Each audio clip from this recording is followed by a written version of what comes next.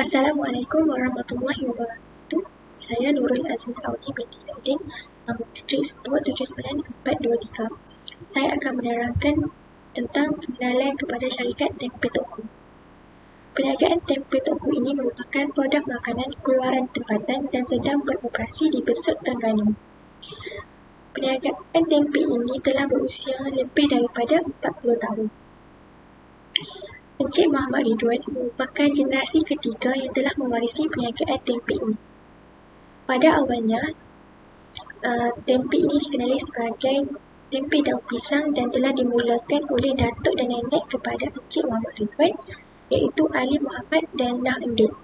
Mereka menjual tempe ini di pasar tani sejak 40 tahun yang lalu. Ibu kepada Encik Muhammad Ridwan, iaitu Nurul Huda Ali, telah mewarisi perniagaan tempe ini. Namun begitu, pada tahun 2012, beliau terpaksa menghentikan jualan tempe ini atas masalah kesihatan. Sejak tahun itu, tempe daun pisang itu tidak lagi beroperasi sehinggalah pada tahun 2021. Kemudian, perniagaan keluarga ini diteruskan oleh Encik Muhammad Ridwan pada tahun 2021. Beliau mengambil keputusan untuk meneruskan perniagaan ini setelah diberhentikan kerja semasa PKP. Dan bermula pada itu, perniagaan tempe ini dikenali sebagai Tempe Tokku yang merujuk kepada Tempe Tok Aku. Encik Muhammad Ridwan juga terdorong untuk meneruskan perniagaan ini setelah mendapat reaksi dan komen positif daripada jiran-jirannya mengenai tempe itu. Pada awalnya, keluaran tempe itu hanyalah 5 keping sehari. Namun begitu, setelah mendapat sambutan hangat, pengeluaran tempe telah ditingkatkan kepada 400 keping sehari dan sehingga kini sebanyak 1000 keping sehari. Perniagaan Tempe Tokku ini juga mempunyai misi dan visi. Visi syarikat Tempe Tokku ini adalah memulakan perniagaan tanpa modal yang besar dan berpendapatan stabil, serta membentuk pasukan atau ejen yang mempunyai jati diri serta ilmu untuk menjadi usahawan yang jutawan dan cemerlang. Manakala misi syarikat Tempe Tokku ialah untuk menjadikan tempe daun pisang lebih dikenali dan digemari oleh rakyat negeri Terengganu serta mewujudkan peluang perniagaan kepada orang ramai dan juga membantu lebih ramai orang untuk mendapatkan makanan yang berkhasiat dan berprotein tinggi seperti tempe. Seterusnya ialah genogram silsilah keluarga. Ali Muhammad dan Nah Endut merupakan generasi pertama yang telah memulakan perniagaan tempe daun pisang ini. Kemudian, perniagaan tersebut telah diwarisi oleh anak perempuannya iaitu Nurul Huda Ali yang juga merupakan generasi yang kedua. Apabila Nurul Huda Ali mengalami masalah kesihatan, beliau terpaksa berhenti meneruskan perniagaan keluarga ini. Pada tahun 2021, barulah perniagaan tempe milik keluarga mereka itu diteruskan oleh generasi yang ketiga iaitu Encik Muhammad Ridwan yang merupakan pemilik perniagaan itu sehingga sekarang. Assalamualaikum dan selamat sejahtera. Saya Nuri Ashikin binti Zulkifli, nombor matrik 2777779. Saya akan membentangkan mengenai model pembangunan 3 dimensi syarikat. Setiap perniagaan keluarga akan menggunakan model pembangunan dimensi yang terdiri daripada 3 subsistem iaitu pemilikan, keluarga dan perniagaan. Yang pertama, pemilikan. Pada tahun 2021, Tempe Tokku telah diambil alih oleh generasi ketiga. Perniagaan ini telah melibatkan kerjasama cucu pengasas, isteri, mertua dan adik-beradiknya. Setiap keputusan dan perancangan pergantian telah dibuat secara sistematik untuk mengelakkan perbalahan dan perselisihan faham pada masa akan datang. Walau apapun, hubungan kekeluargaan perlulah dijaga dalam apa jua keadaan. Selain itu, isu modal merupakan antara perkara yang paling mencabar bagi Encik Ridwan semasa ingin memulakan semula perniagaan keluarganya. Tambahan pula, Encik Ridwan ini telah diberhentikan kerja dan wang simpanannya juga sudah berkurangan. Oleh itu, semasa pembukaan semula perniagaan ini, Encik Ridwan hanya membeli sekilo kacang soya untuk menghasilkan 20 keping tempe di rumahnya dan mereka menggunakan platform media sosial untuk mempromosikan produk tempe ini. Walaupun di Terengganu, makanan tempe ini tidak popular, tetapi Tempe Tokku berjaya memperoleh keuntungan dan berkembang dalam tempoh yang singkat. Sebagai penyambung generasi perniagaan ini, Encik Ridwan haruslah memikul tanggungjawab dan amanah yang besar. Tambahan pula, perniagaan keluarga merupakan harta yang diamanahkan oleh ahli keluarga untuk dijaga. Oleh itu, setiap ahli keluarga mestilah memainkan peranan masing-masing untuk menjaga nama baik dan memastikan perniagaan ini dapat beroperasi mengikut misi dan visi matlamat yang telah ditetapkan. Kedua, dimensi pembangunan keluarga. Sekitar tahun 1980-an, Encik Ali Muhammad dan Puan Nah Endut berniaga tempe di sekitar Terengganu. Mereka menjalankan perniagaan ini dengan mengamalkan konsep kerjasama dan memberi sokongan antara satu sama lain. Tambahan pula, setiap rancangan dan pendapat juga dikongsi bersama. Sejak perniagaan warisan ini diambil alih oleh generasi ketiga, Encik Ridwan sentiasa meminta nasihat dan pendapat daripada ibunya Nurul Huda, terutama sekali hal-hal berkaitan perniagaan, skop pekerjaan ahli keluarga, kewangan dan lain-lain juga akan berbincang bersama-sama ahli keluarga yang terlibat bagi memastikan perniagaan ini berjalan dengan lancar. Kerjasama dalam perniagaan keluarga. Kerjasama ini dimaksudkan apabila dua generasi iaitu generasi senior seperti Puan Nurul Huda dan generasi muda Encik Ridwan, pasangannya dan adik-beradiknya yang terlibat secara langsung dan tidak langsung untuk menjalankan perniagaan ini. Umum mengetahui perniagaan keluarga ini kita akan bekerja dengan ahli keluarga. Sudah pasti, perkara yang paling perlu kita elakkan adalah masalah dan konflik antara ahli keluarga. Oleh itu, setiap perniagaan keluarga perlu menggalakkan pengurusan konflik yang produktif dan sistematik. Hal ini dikatakan demikian kerana apabila generasi senior dan generasi muda bekerjasama, pasti akan ada banyak isu yang boleh tercetus dan tidak dapat dielakkan. Oleh itu, melalui pengurusan konflik yang produktif dan sistematik dapat membantu untuk mengurangkan dan menyelesaikan masalah tersebut dengan cara yang terbaik. Yang ketiga, dimensi pembangunan perniagaan. Perniagaan tempe Tok Koo mempunyai dimensi pembangunan perniagaan iaitu mengembangkan jenama produk tempe warisan keluarganya iaitu tempe Tok Koo kepada masyarakat yang tinggal di negeri Terengganu. Encik Ridwan juga berhasrat untuk mengembangkan produk perniagaan keluarganya di negeri berdekatan Terengganu seperti Kelantan sebelum memasarkan produk ini ke seluruh Malaysia. Walaupun tempe ini kedengaran seperti produk makanan biasa, tetapi tempe Tok Koo ini mempunyai kelainan dan unik kerana mempunyai jenama yang tersendiri. Tempe ini juga merupakan makanan yang berkhasiat yang mempunyai protein yang tinggi dan bersifat antioksidan untuk mencegah penyakit yang berbahaya dan baik untuk proses pencernaan. Cabaran yang dihadapi semasa membangunkan perniagaan keluarga ini adalah membuat perancangan perniagaan. Perniagaan yang telah dibina oleh arwah datuknya dahulu perlulah diteruskan dan dikembangkan sehingga berjaya. Sekiranya dahulu tempe ini dijual di pasar tani, tetapi sekarang telah mempunyai premis tetap dan jumlah pelanggannya juga telah bertambah. Sebagai penyambung generasi perniagaan warisan keluarga, Encik Ridwan perlulah menguruskan perniagaan keluarga mengikut pengurusan strategik, berstruktur dan profesional. Selain itu, cabaran semasa membuat keputusan mengenai tugasan dan jawatan mungkin memberi tekanan. Hal ini dikatakan demikian kerana kebanyakan perniagaan keluarga mempunyai struktur organisasi yang minima atau tidak formal. Tetapi bagi perniagaan tempe Tok Koo, proses membuat keputusan berjalan dengan lancar kerana ahli keluarganya bersetuju dan memberi sokongan antara satu sama lain. Sekiranya berlaku masalah perniagaan atau konflik antara ahli keluarga, Encik Ridwan akan meminta nasihat daripada mentornya yang arif dalam bidang perniagaan. Seterusnya, hubungan keluarga dan konflik yang wujud dalam syarikat tempe Tok Koo.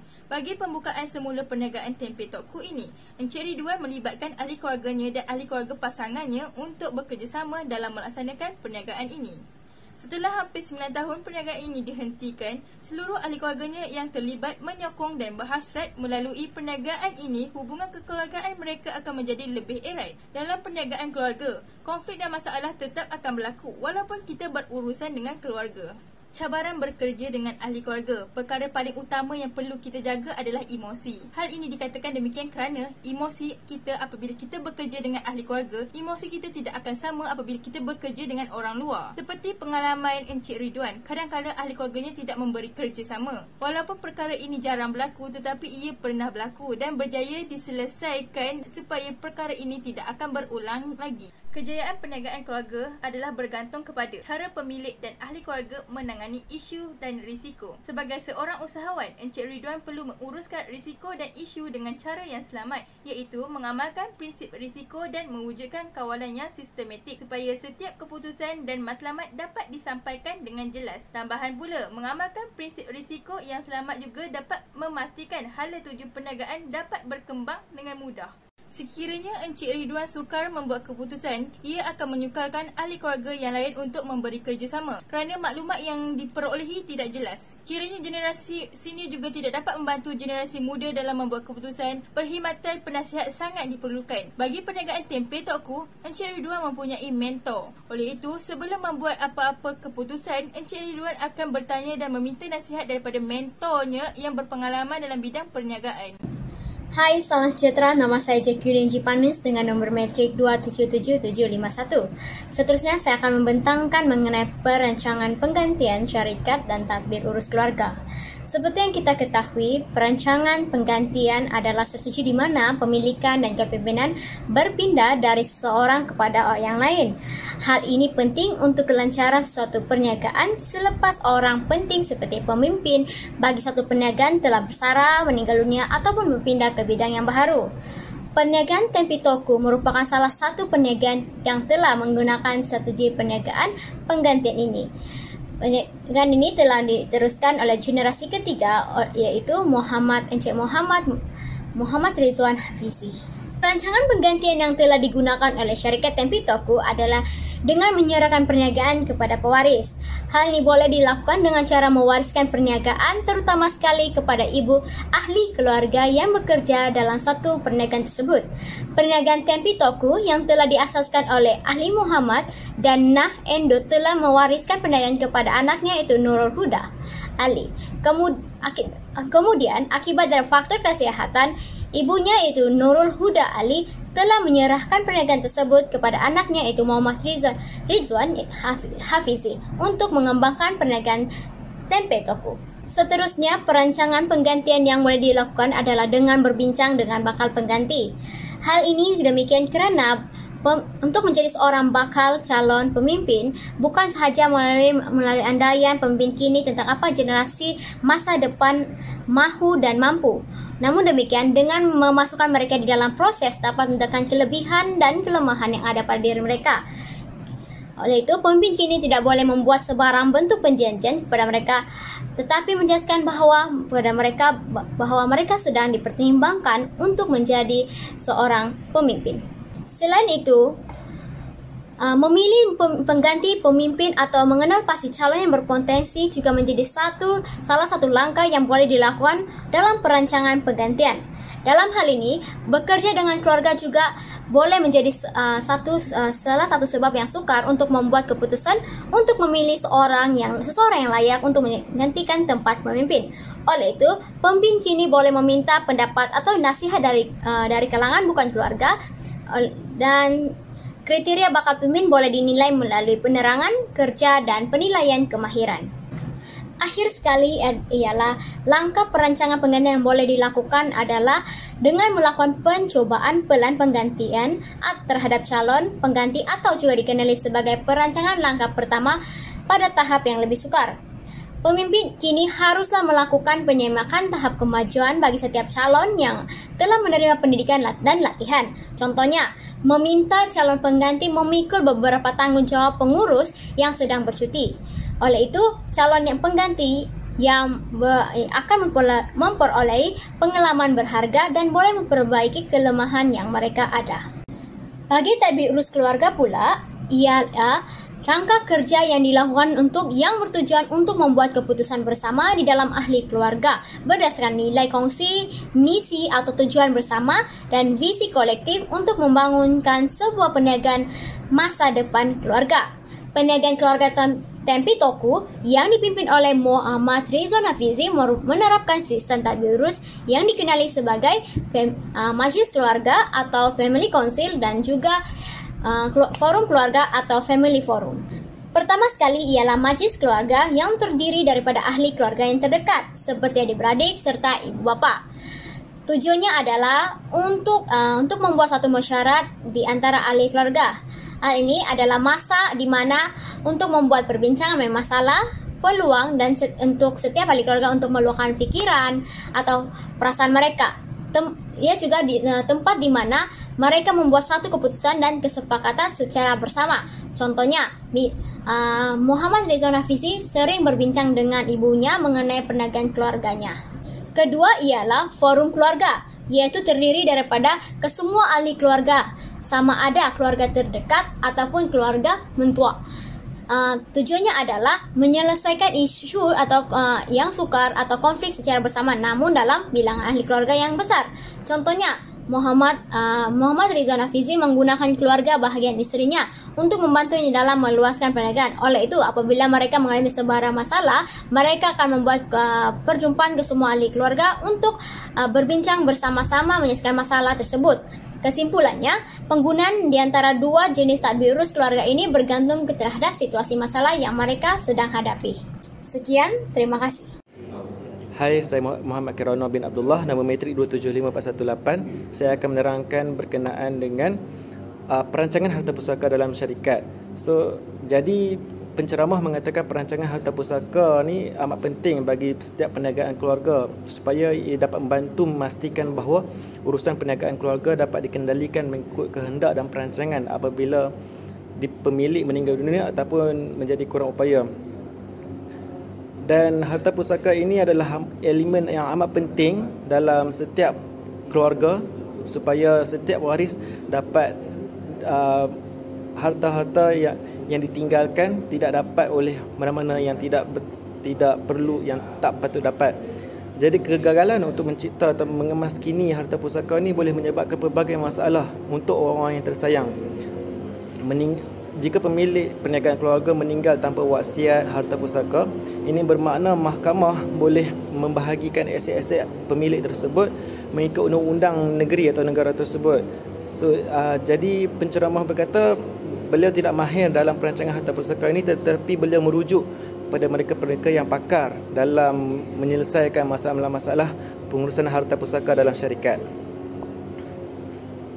Seterusnya kita sambung kepada perancangan strategik syarikat. Perancangan strategik syarikat ini telah lama digunakan dalam bantu perniagaan keluarga dalam menentukan visi, misi, nilai trust, menetapkan matlamat dan keutamaan paling penting serta mencipta dasar dan rancangan perniagaan keluarga tersebut. Jadi penceramah berkata kumpulan dalam pemilikan perniagaan keluarga ni bagaimanapun dia tidak begitu terbiasa untuk berfikir secara strategik tentang minat mereka dalam melakukan proses formal untuk menjelaskan misi, matlamat dan rancangan mereka dalam posisi di syarikat. Kumpulan dalam pemilikan keluarga ni kadang-kadang dia menetapkan matlamat untuk gaji dan imbuhan, tetapi mereka kurang untuk menentukan misi yang jelas dalam mencapai matlamat syarikat perniagaan keluarga tersebut. Jadi topik ni bagaimanapun dia cenderung untuk muncul apabila pemilik kecewa dengan prestasi perniagaan keluarga. Kemudian penceramah memberitahu bahawa perancangan strategi syarikat ni dia amat berguna kepada pemilik perniagaan kerana ia dapat menjelaskan menggalakkan komitmen daripada ahli keluarga sebagai sebahagian dalam proses untuk perniagaan tersebut.